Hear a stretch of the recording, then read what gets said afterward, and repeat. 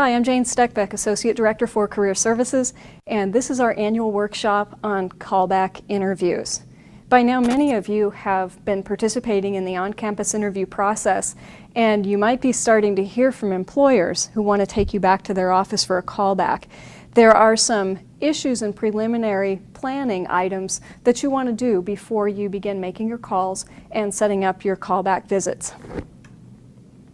First, and most important, you need to decide if you want to do a callback with that firm. It's a waste of your time, it's a waste of their time if you've already decided that this is not a firm or a city where you want to be. So make that decision first and let the firm know. Now, a lot of students feel like they're going to be offending a firm if they decline a callback offer. And while that might seem like a legitimate concern, it's really not. Firms tell us that they appreciate when people are candid and when they release their callback offers if they're not serious about the firm. Second, respond promptly to callback invitations. There is nothing that will irritate a busy recruiting coordinator more if he or she has to take time out of their schedule to contact you more than once for a callback. You need to show enthusiasm about the firm at every stage. So accept those callback invitations or decline promptly and respond to correspondence and communication from recruiting coordinators. Avoid rescheduling unless absolutely necessary, and avoid canceling. If you must cancel, contact the firm immediately, or if you're working with a firm's travel agency, contact the travel agency to avoid any fees or penalties for cancellations. Find out how much time you'll need to allot for a callback. Some firms are going to have you there from early morning through lunch and dinner, and that's a long day. Other firms might only have you there for an hour and a half. So find out how much time you're going to need to spend at a firm. The other thing is, if you're going to do multiple callbacks on a single day, really try to make sure that one firm is going to have you in the morning and let you go, and that another firm will take over in the afternoon. What you don't want to do is being at a firm with another callback starting and having yourself run late. That will be distressing to the firm you're going to, and your stress level is going to shoot through the roof. So make sure that doesn't happen. Make sure to take all the application items that you have submitted to the firm. Generally speaking, firms are incredibly organized, and there shouldn't be any glitches with them not having application materials. But firms are also run by humans, and human things happen. So take an extra copy of your resume, your transcript, your writing sample, and even your cover letter. I want to make this point, and I probably will make it again because it is so important. Know every item you have submitted to the firm, inside and out. Some firms will actually appoint a person to grill you on your writing sample. So make sure you have reread it, you've shepherdized your cases, you've done your analysis over, and that you're very familiar with what you have said and what you've concluded. Be ready to defend your writing. Be ready to defend your conclusions. If you haven't read your writing sample in a while, and somebody quizzes you, and they know your writing sample better than you, you're going to feel very foolish at a minimum. So make sure you know that. Same with your resume. Again, know every item inside and out, and have something to say if somebody starts grilling you on something that you did 5 years ago. Make sure you know why that item's on your resume from an employer's point of view. And last sort of preliminary issue, if you go to a callback and then decide that you want to decline the offer, make sure you do it promptly. Or if you want to not even get an offer, if you've decided after the callback that this is a firm you do not want to work for, please let them know right away. Again, they'll be grateful, and it will free up an opportunity for someone else to have an opportunity with that firm. All right. We get lots of questions on how callback preparation is different than regular interview or on-campus interview preparation. And admittedly, a lot of the steps are the same. You'll be doing, again, much of the same research. However, there is an added depth to it, because before you visit a firm, you should get the names of the people you're going to be interviewing with. – So think of it as a deepening of your research with the firm. The sources you want to use, the firm's own webpage. You need to read everything on there, digest it.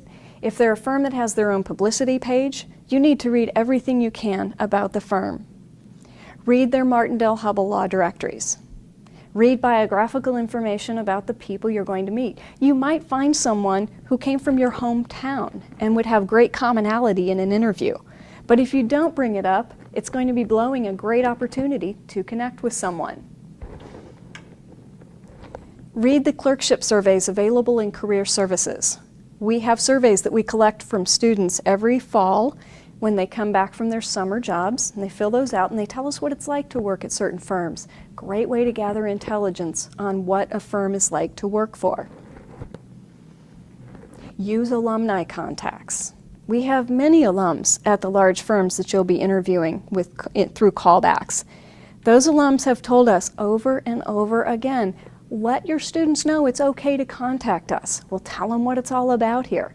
And in fact, we have an alum who recently contacted me and said that the recruiting committee was asking her about some students, but she didn't know about them because they'd never contacted her. So use those alumni contacts. They're friendly and they want to help get more ducks in the door. So take advantage of them. The other form of research you can do in this deepening process is to do Google searches on the firm and look at periodicals and other news databases. One good resource you'll want to tap into for Portland firms is called the Portland Business Journal. Other cities have similar business journals, so read those as well, because if your firm has been profiled recently, you are really going to look savvy if you're able to comment on it. This is a time where you will also begin to associate people with facts. Again, if you know the names of the people you're going to interview with, you should know their biographical background, and you should be able to pull out facts so that you can be a very engaging and connected interviewee. So we want you to do that. Associate people with facts. On this same note, some firms may give you the option of either sitting in one conference room the whole day and having people come in to interview you, or you going around and visiting different offices. If you're given that choice, I strongly recommend you go and visit individual offices. The reason being, when you walk in an office, you can look around, you can see pictures on the wall, you can see trophies, all sorts of things, topics for conversation. And in fact, when I did a callback with a firm in Las Vegas, one of the partners, actually I think it was the hiring partner, had on his wall a big picture of him out fishing. And I had just returned from a summer in Alaska and had done a lot of salmon fishing. And so we sat there and traded fish stories. And it was a great way to make the interview easy, collegial, friendly. So go from office to office if you have the ability. During callbacks, be ready for a variety of interview styles. Mostly for on-campus interviews, you see people who are very skilled at interviewing. Callbacks, you're going to have firms throw in a variety of interviewers. You'll have some inexperienced associates. You'll have some partners who they might typically hide in the closet, but they'll bring out for interviews, who may be a little gruff and such. But be ready for that and realize again, as I mentioned in the guerrilla interviewing workshop, it's really not about you. Oftentimes if you get a gruff interviewer, it's about them. But again, be prepared for a panorama of styles. Be ready for every common interview question you can think about. And again, be ready to answer the same interview questions over and over and over. I also recall that happening in my one callback to a large firm in Nevada. And by the end of the day, I couldn't help but think I was repeating myself. And in fact, I was, but fortunately not to the same people. So be ready for that aspect of it. Vital details. Many of you will be driving up the I-5 corridor in order to do a follow-up or a callback interview with a firm. Make sure you factor in travel time. If you have agreed to a 9 a.m. callback in Portland, I would suggest you strongly consider going up the night before so that you don't leave at 4 or 5 in the morning only to sit on the freeway in a traffic accident. That's happened to people. And then they're calling the firm from their cell phone, they're calling me, they're in a panic, and even though a firm understands that happens, they're not really impressed. So avoid the issue with travel and get there ahead of time. By the same token, talk to the recruiting coordinator. Ask about parking. Is there a parking garage? Is there an alternative parking garage in case that's filled? How do you get up to the office? Make sure you know those details before you leave. In order to seek reimbursement, and most of these firms reimburse, you will need to access information either from the firm's website about reimbursement or from a number of different websites, the National Association for Law Placement, the Oregon Legal Recruiters Association, or if you're recruiting in Seattle, the Seattle Area Legal Recruiters Association. And those will give you information on reimbursements. But just a little bit of a recap about reimbursements. If you're in doubt, ask. But let me tell you about some items that are never reimbursable. Dry cleaning, alcohol, don't raid that bar in your hotel room if you're staying overnight. Room service. Now there may be an exception to that if you are interviewing early in the morning and you need to have breakfast. I think most recruiting coordinators are going to agree. But what they don't want is for you to order the big banquet dinner after you've been out to dinner the night before with the firm. So go easy on the room service, but again, if it's a meal right before an interview, that is fully acceptable and fully understandable. Other things you do not want to try to seek reimbursement for.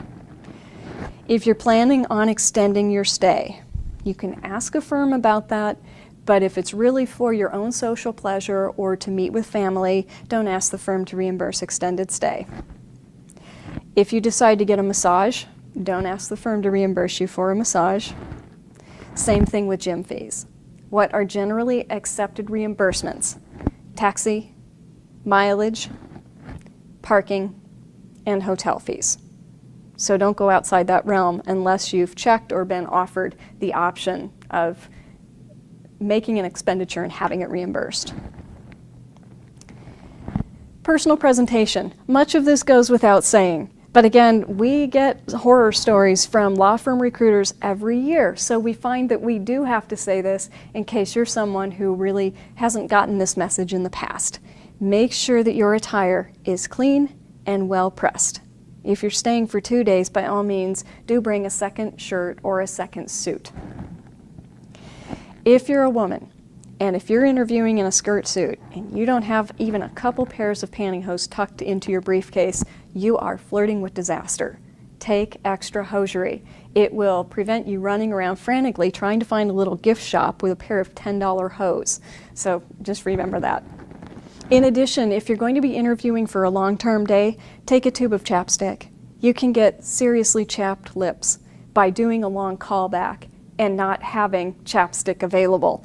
That's something that I've had students talk to me about before, so we are big about recommending the chapstick. A couple things to avoid as far as your personal demeanor. Do not be arrogant to anyone. I know this doesn't happen with University of Oregon law students very often, and it really is something that we see more with East Coast schools. Sorry, I just had to put that little jab out there. But don't be arrogant.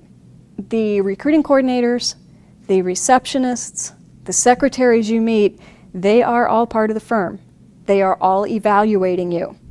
And if you show any arrogance to those folks, there will be significant discussion about it and you will likely not get an offer. Frankly, associates are a dime a dozen. Good legal assistant help is hard to find. And if they have the job and you don't, arrogance will surely ensure that you don't get the job. If you are taken out to lunch, we strongly encourage that you not drink alcohol. Now, some firms will pair you with a rowdy group of younger associates and they might start ordering beer. I would urge you to avoid the temptation to join that. Now, if you're feeling like you're really being an outcast, go ahead and have one beer, but do not go beyond that no matter what, because lunchtime really isn't an appropriate time to drink. And so I would urge you strongly to stay away from it, but if the social pressure is really strong, go ahead and have one, but limit it to one. The other thing to avoid is running out of questions. When you're at a firm, you may feel like you're getting a good flavor. You may go through interview after interview, asking the same questions, getting the same kinds of answers, but keep asking those and keep asking other questions. The Guerrilla Tactics book has a good chapter on what kind of questions you should be asking. And if all else fails, start asking the interviewer personal questions. What do you like about the firm? How has the firm helped you grow as an associate? What do you see as the practice areas in the firm that are growing? What do you like most about working here? So, keep the interview alive. Don't run out of questions because it will make it seem as if you're not interested. Another point to avoid, don't be late. Again, as I mentioned, factor in travel time, parking, traffic, getting to a road that you thought was going to be open and having it be closed. Just make sure that doesn't happen to you. You don't want to start out your interview being late. It will create a very negative impression about you. And last, don't let your guard down.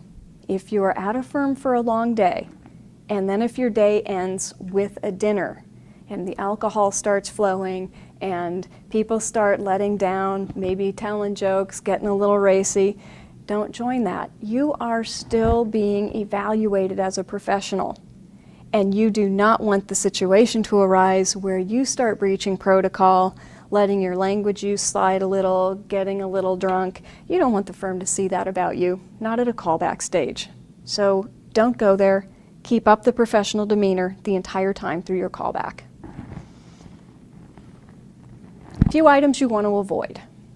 Don't ask what's in it for me questions. This is not the time to ask about billable hours, salary, benefits, whether the firm pays for your bar study course or bar fees. Don't go there. You're still selling yourself. The time to ask what's in it for me questions is when you score an offer. So yes, you can ask those questions, but do not ask them until you have your offer in hand. At the end of the day, you will typically meet with a recruiting coordinator and have a kind of a debriefing about how the day went and your feelings and perceptions about the firm. One of the most important things you can do with the recruiting coordinator is ask, what can I expect next? When can I expect to hear from the firm? What's the firm's process from here? And that will give you some sense of what you can be hoping for in terms of a notice from the firm as to whether you'll be invited back for a summer associate position. And I want to end with what I call a few little savvy tricks that may help you stand out. If you were not scheduled to see the person who interviewed you for on-campus interviews, ask to stop by and see that person. Realize this, that's the person who argued for you to get a call back. You already have an ally at the firm, so you want to cultivate that connection and make it continue working for you. So if you don't get the chance as a formal part of your schedule to meet with that person, again, ask. And sit down and have a conversation and thank them for their support and again, renew that connection. Thank you letters. A lot of people will ask me, do I have to write thank you letters if I met with 8 people? And the answer is yes. You have to write thank you letters. You don't necessarily have to write 8 thank you letters unless you have something distinct to say to 8 different people. Otherwise, you can write one thank you letter directed to the recruiting coordinator in which you thank him or her and all the others who participated in your interview process for the time they spent with you. If you only interviewed with, say, 4 people, you can still just send 1 letter, but it might be a savvy move to send 4, but again, only if you can write something distinct to each person. Now, the way you can get distinct material, and this is another really good savvy move, when you are meeting with an attorney, the first thing you might want to do when you walk into the office is ask him or her for a business card. And then as the attorney and you chat, or in between visits from attorney to attorney, you can jot a note or 2 on the back of the business card. Really great thing about this. You're going to remember who you interviewed with, you're going to know the correct spelling of his or her name, and you're going to have some important facts that you can reflect in your thank you letter. Now, Some students ask me about what form a thank you letter should take. Should I handwrite it? Should it be a formal business letter? And frankly, I think it can be either. The one format I don't recommend for thank you letters is email. It's going to get lost in the shuffle. It's not considered, I think, as serious an effort at this point in time. If you choose to handwrite, buy a good box of stationery that has the thank you embossed on the front, good quality, and do that only if your handwriting is good. If your handwriting stinks, it is no problem for you to write a formal business letter format, just like your cover letter, and write the thank you letter and sign it and send it. And that will work just as well. Now, if you're using voicemail, make sure that your message is professional. At this time, there should be no rock music or party sounds in the background, or no, "Hey, yo, this is Joe, leave a message."